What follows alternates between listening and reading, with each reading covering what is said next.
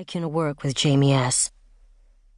Sinclair is a nice name, I said, a little quickly, and giggled nervously while I watched him approach. I mean, it suits you. Suits your name. Jamie Sinclair.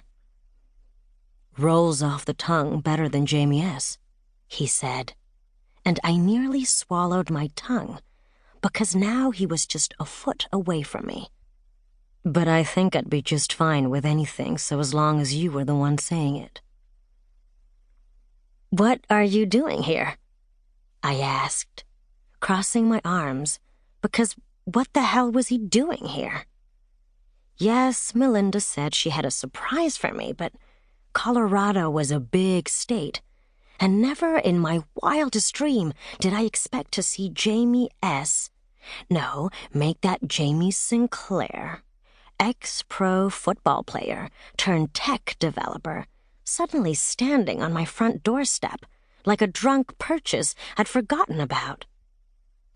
He rubbed a hand against the back of his neck and gave me an almost bashful look.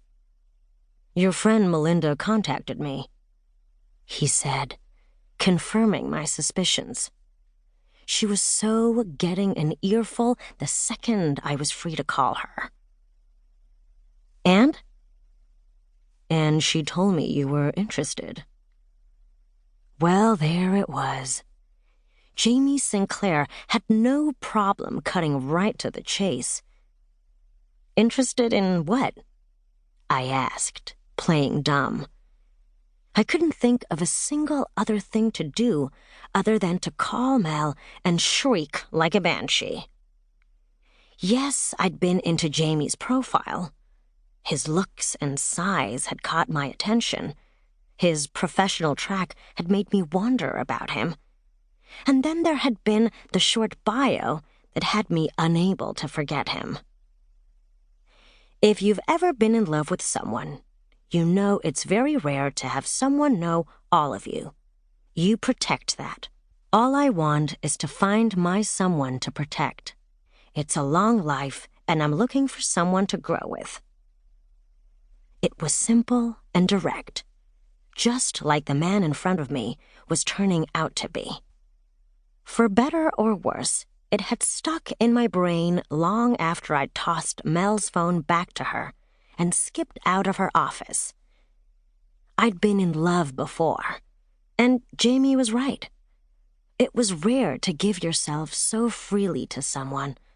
No masks, no pretending, just you.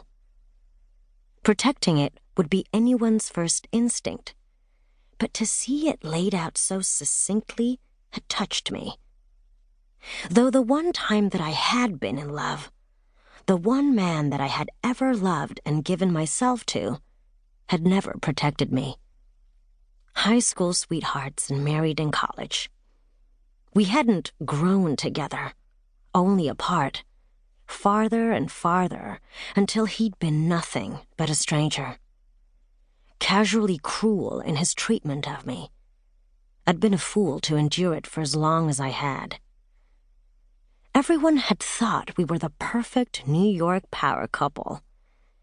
Ben and Claudia, Claudia and Ben, together since anyone could remember. If we'd been one of those celebrity couples, people would have made an acronym for us, some mishmash of our names that made us one entity, because that was exactly how people had seen us. He'd been a big talent in the tech industry and had been well on his way to founding his new startup. Investors had been pounding down the door to get a foot in to do business with Ben.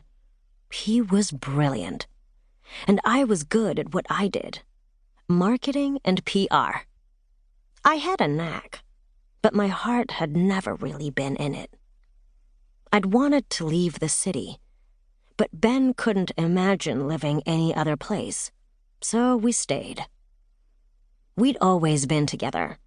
For 22 years, our lives had been braided together in a way that made it impossible for our days and years to be our own. Until we hadn't been. Until I'd had enough of Ben's lies, his cheating.